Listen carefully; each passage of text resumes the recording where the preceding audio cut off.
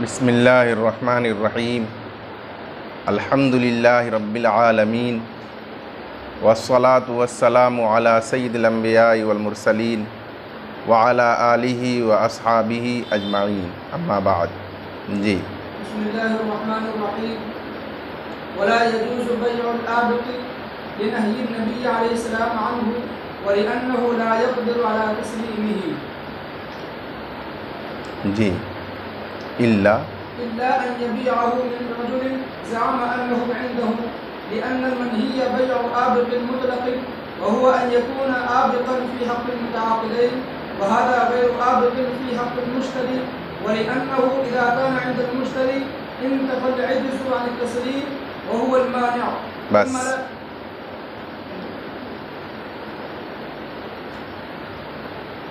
वो ग़ुलाम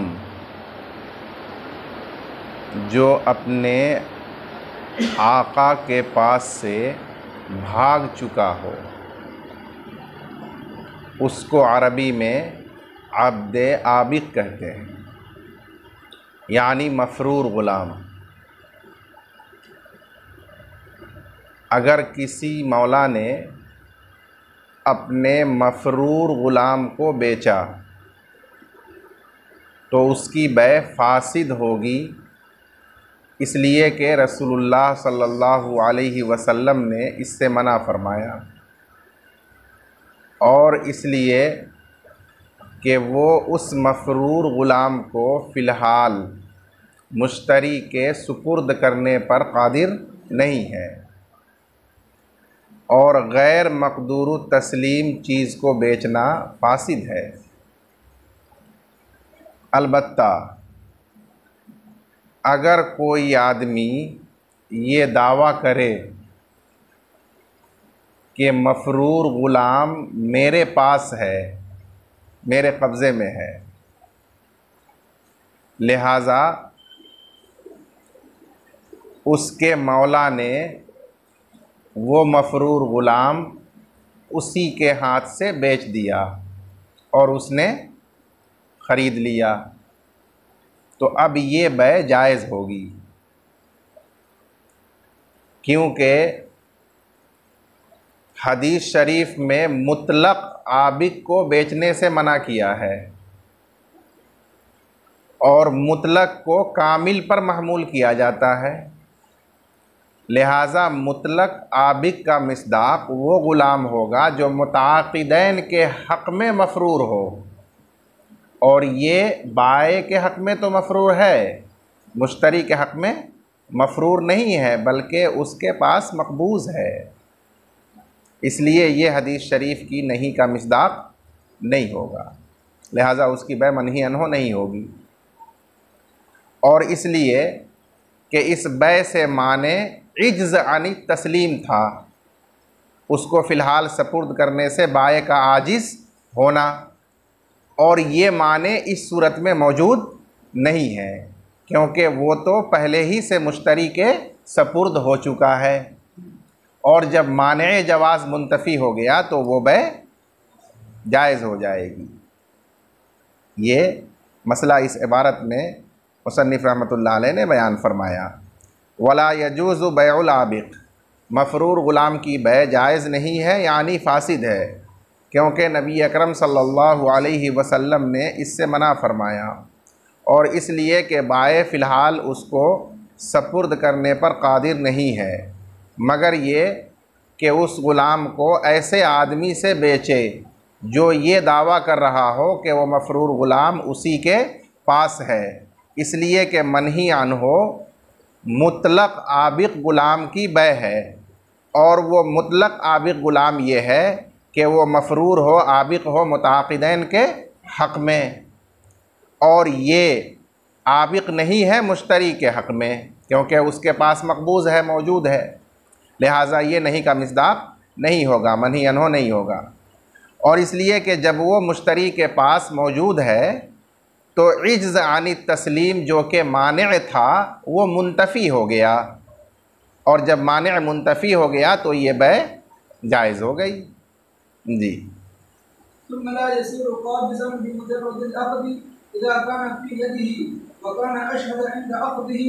لأنه أمانة عنده وقبض الأمانة لا ينوب عن قبض البيع ولو كان لم يشهد يجب أن يصير قابضا لأنه قبض غصب ولو قال बस इस इबारत में जो मसला बयान किया गया उसको समझने से पहले तमहीद के तौर पर एक बात ज़हन नशी रखनी चाहिए। वो बात ये है कि कब्ज़ा की दो किस्में हैं। एक वो कब्ज़ा जो मूजिबे ज़मान होता है, यानी वो काबिज़ पर मकबूज़ का ज़मान वाजिब करने वाला होता है, जैसे गसब का कब्ज़ा, गासिब के ऊपर मगसूब का ज़मान वाजिब करता है। बै का कब्ज़ा मुश्तरी के ऊपर मबी का ज़मान वाजिब करता है। तो ये कब्ज़े ज़मान कहलाता है, क्योंकि ये उजूब ज़मान का सबब बनता है। और दूसरी किस्म वो कब्ज़ा जो ज़मान का मूजिब नहीं होता, जैसे वदियात और अमानत का कब्ज़ा, वो अमीन और मूदा के ऊपर ज़मान वाजिब करने वाला नहीं होता। ये कब्ज़ा की दो किस्में हैं।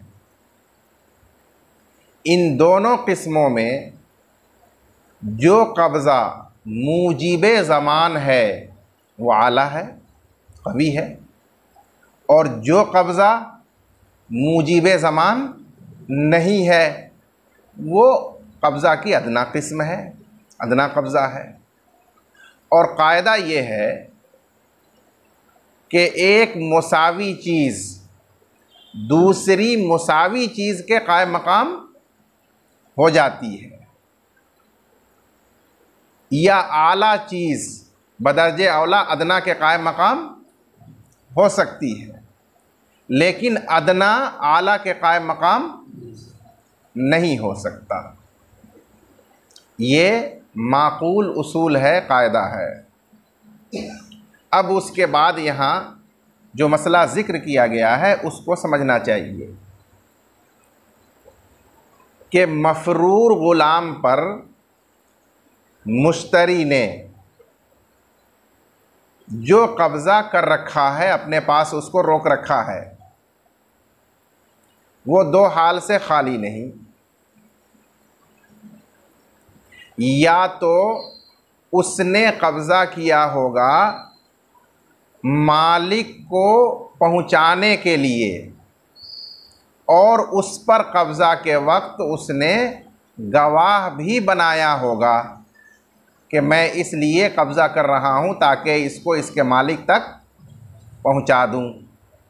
तो इस सूरत में वो ग़ुलाम उसके पास अमानत है और उसका कब्ज़ा कब्ज़े अमानत है, जो अदना कब्ज़ा है। अब ये कब्ज़ा बै के कब्ज़ा के कायम मकाम नहीं हो सकता, क्योंकि बै का कब्ज़ा तो आला कब्ज़ा है मूजिबे ज़मान, और ये अमानत का कब्ज़ा अदना कब्ज़ा है जो मूजिबे ज़मान नहीं है। लिहाजा ये बै के कब्ज़ा के कायम मकाम नहीं होगा। बस इस सूरत में बाए पर वाजिब होगा कि वो उस ग़ुलाम पर असर नौ बै का कब्ज़ा मुश्तरी को कराए, यानी बै के बाद वो ग़ुलाम उस काबिज़ मुश्तरी को ये कहकर हवाले करे कि मैंने बहैसियत बाए के ये मबी आपके हवाले कर दिया। ये कब्ज़ा करा देगा तब वो बाए बरियुज़ ज़िम्मा होगा। अगर ये कब्ज़ा नहीं कराया और इसी बीच में उसके पास से फिर वो ग़ुलाम भाग गया या फौत हो गया, तो वो उससे समन रुजू करेगा, क्योंकि पहले से जो कब्ज़ा था वो कब्ज़े अमानत था, वो अज़ खुद कब्ज़े बै के कायम मकाम नहीं हो सकेगा।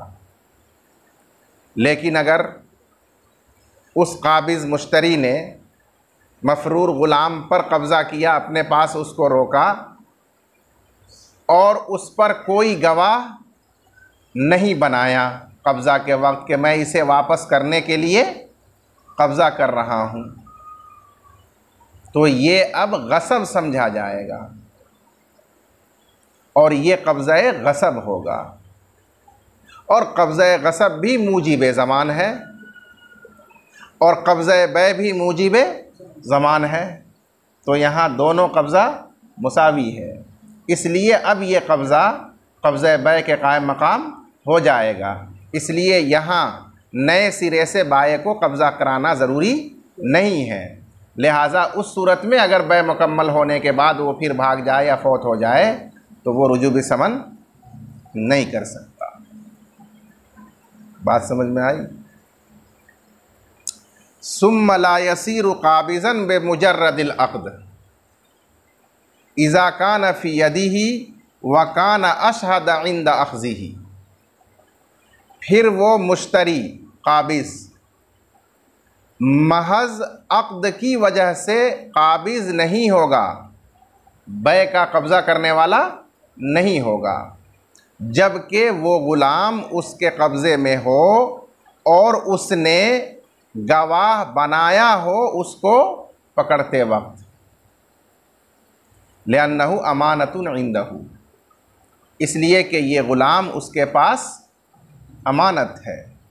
व कब्ज़ुल अमानती ला यनूबु अन कब्ज़िल बैई, और अमानत का कब्ज़ा बै के कब्ज़ा के कायम मकाम नहीं होता है। इसलिए महज अक़्द से बै के कब्ज़ा के कायम मकाम होते हुए ये कब्ज़ा अमानत का काफ़ी नहीं होगा, बल्कि बाय पर वाजिब होगा कि वो बै के बाद मिन जदीद नए सिरे से उस ग़ुलाम को हवाले करते हुए कहे कि मैंने बहैसियत बाय ये आपको हवाले किया, तब ये बै का कब्ज़ा होगा। वलौ कान लम युशहिद, और अगर पकड़ते वक्त उसने गवाह न बनाया हो तो यजिब अन यसीर काबिज़न, तो वाजिब है कि महज अक़्द से ही वो काबिज़ हो जाए बै के कब्ज़ा के साथ। लिअन्नहु कब्ज़ु गसबिन, इसलिए कि ये गसब का कब्ज़ा है और गसब का कब्ज़ा ये बै के कब्ज़ा के कायम मकाम हो जाता है, क्योंकि दोनों ही मुजीब ज़मान है। इसलिए यहाँ नया कब्ज़ा दिलाने की ज़रूरत नहीं होगी। जी।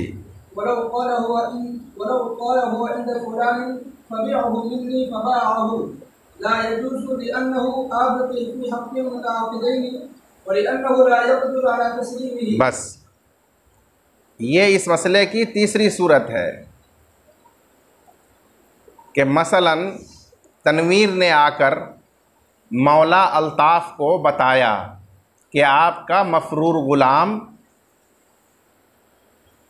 वो मुर्शिद के पास है और मुझे मालूम है, आप मुझे वो ग़ुलाम बेच दीजिए, मैं उसको मुर्शिद के पास से ले लूँगा, वो मेरे ऊपर आप छोड़ दीजिए। चुनांचे मौला अल्ताफ़ ने उस ग़ुलाम को उसके हाथ बेच दिया, तो ये बै भी फासिद होगी। इसलिए कि इस सूरत में वो ग़ुलाम मुताक़िदैन के हक़ में मफरूर है, क्योंकि वो ना बाय के पास है और ना मुश्तरी के पास है। लिहाजा वो नहीं का मिसदाक होगा कि आबिद को बेचने से अल्लाह के रसूल सल्लल्लाहु अलैहि वसल्लम ने मना फरमाया, और मुतलक आबिद का मतलब जो मुताक़िदैन के हक़ में आबिक हो, और ये मुताक़िदैन के हक़ में आबिक है, इसलिए इसकी बै फासिद होगी। और दूसरी वजह भी मौजूद है कि फ़िलहाल बाय उसको मुश्तरी के हवाले करने पर कादिर नहीं है, क्योंकि वो न बाय के पास है और न मुश्तरी के पास। अब वो तीसरे आदमी के पास है, और तीसरे आदमी के पास होने की सूरत में वो फ़िलहाल उसको मुश्तरी के हवाले करने पर कादिर नहीं है, न हकीकतन और न हुक्मन, क्योंकि मुश्तरी के पास भी नहीं है, इसलिए यह बै जायज़ नहीं होगी, फासिद होगी। और अगर किसी ने कहा कि वो मफरूर ग़ुलाम फ़लाँ के पास है, मुर्शिद के पास है, आप मुझे उसको बेच दीजिए मुझसे, चुनांचे उसको बेच दिया, तो ये बै जायज़ नहीं होगी, इसलिए कि वो आबिक है मुताक़िदैन के हक़ में, और इसलिए कि बाय उसको फ़िलहाल सपुर्द करने पर कादिर नहीं है।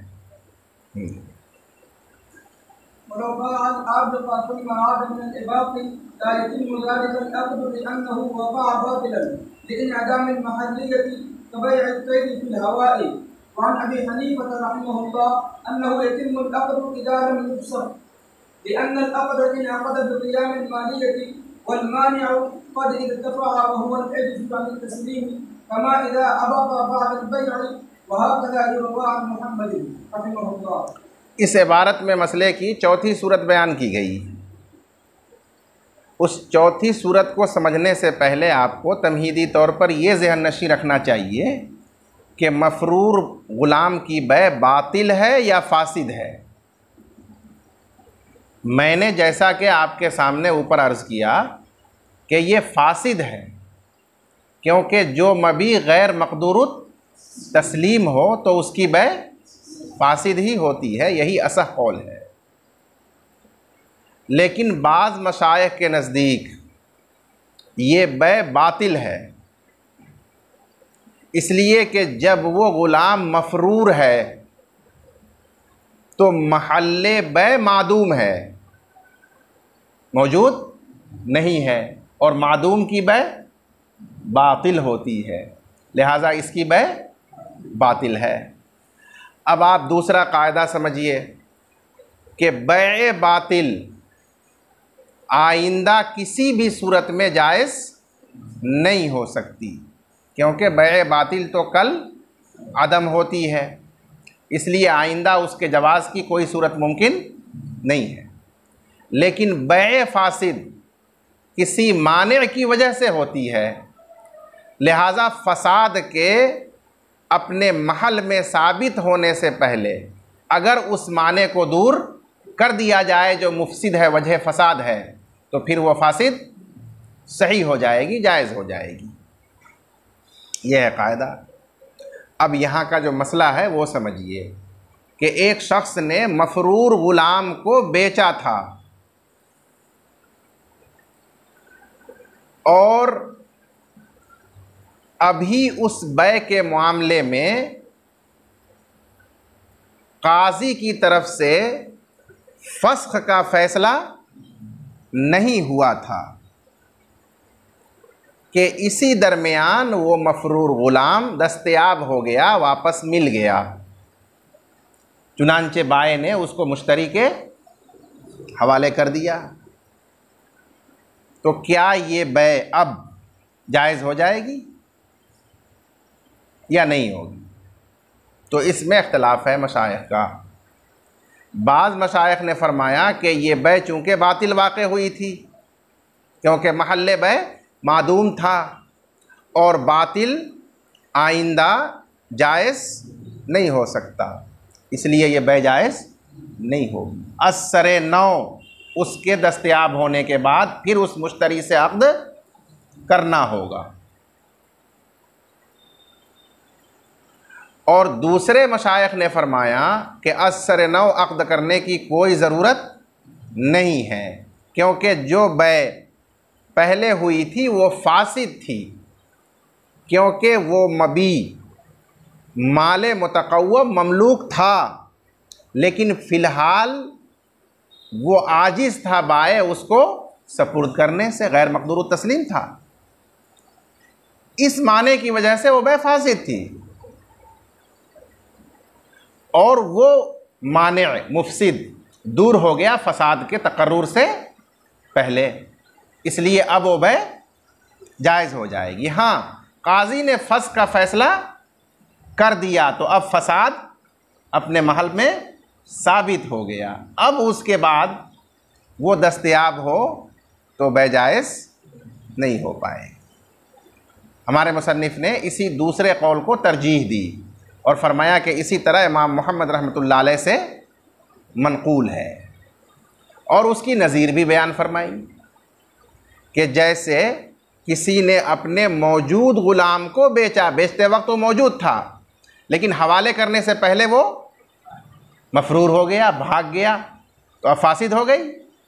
फिर वो फ़स्ख का फ़ैसला होने से पहले दस्तयाब हो गया, मिल गया, तो अब वो फासिद बैह जायज़ हो जाएगी। उसी तरह ये भी जब इब्तिदा ही से मफरूर था तो भी बेफासिद ही थी, जब वो फ़स्ख का फ़ैसला होने से पहले दस्तयाब हो गया, मिल गया, तो वह जायज़ हो जाएगी।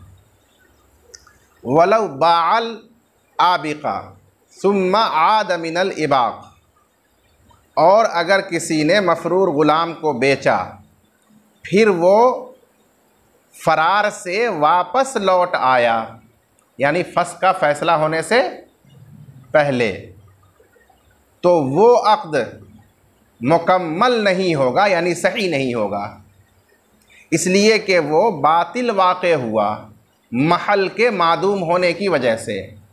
जैसे हवा में परिंदे को बेचना बातिल है, क्योंकि वहाँ महल्ले बैह मादूम है, तो उसी तरह से मफरूर ग़ुलाम को बेचना ये मादूम को बेचना है जो फ़िलहाल कब्ज़े में नहीं है, इसलिए ये बैह भी बातिल वाक़े हुई।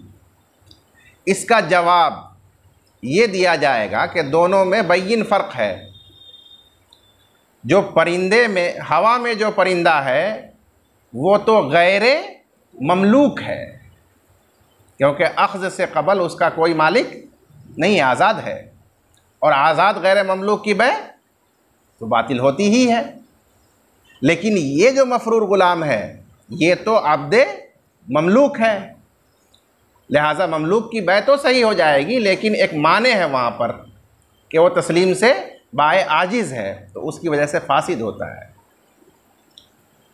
वान अबी हनीफ़ा रहिमहुल्लाह अन्नहु यतीमुल अक़्द, और इमाम अबू हनीफ़ा रहमतुल्लाह अलैह से रिवायत है कि अक़्द ताम होगा, यानी सही हो जाएगा, जबकि उसको फ़स्ख़ नहीं किया गया हो, इसलिए कि अक़्द मुनअक़िद हो चुका मालियत कायम होने की वजह से, यानी वो उसका माले ममलूक मुतक़व्वम है, इसके मौजूद होने की वजह से अक़्द मुनअक़िद हो चुका। अलबत्ता माने की वजह से ये फासिद था। वल मानिउ क़द इर्तफ़अ, और माने ख़त्म हो चुका और वो सपुर्द करने से आजिज़ होना है। जैसा कि जब ग़ुलाम भाग जाए बेचने के बाद और फिर वो मिल जाए, तो उस सूरत में बैह फासिद हो गई थी, लेकिन अब फिर क्या हो जाएगी, वो जायज़ हो जाएगी।